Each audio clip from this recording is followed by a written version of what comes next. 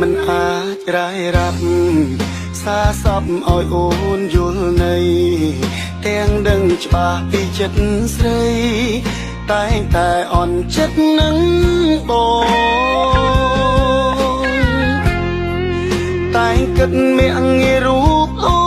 នថាស្ងួនគ្មានគោលបំណងពេលនេះទើបដឹងថាអូនក៏អាចជួយបងបានដែរកិច្ចការនៅផ្ទះគ្រប់យ៉ាង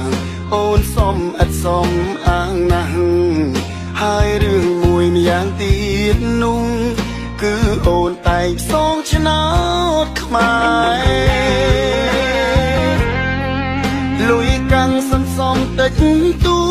ចសំណាងមានជាហូរហើយអូនជាមនុស្សស្រីពូ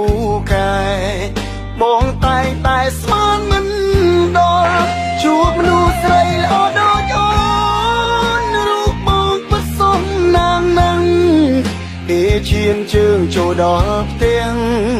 គឺមានមនុស្សល្អម្នាក់ក្បែរសុំតុងការស្រឡាញ់ជាប្រុសល្អជួបមាមេ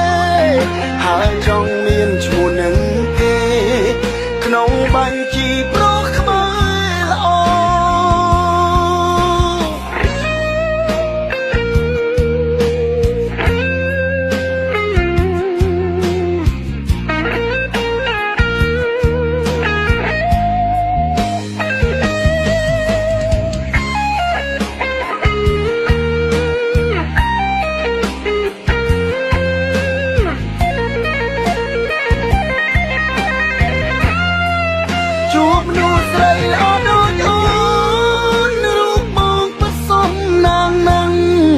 ពេលឈានជើងចូលដល់ផ្ទះ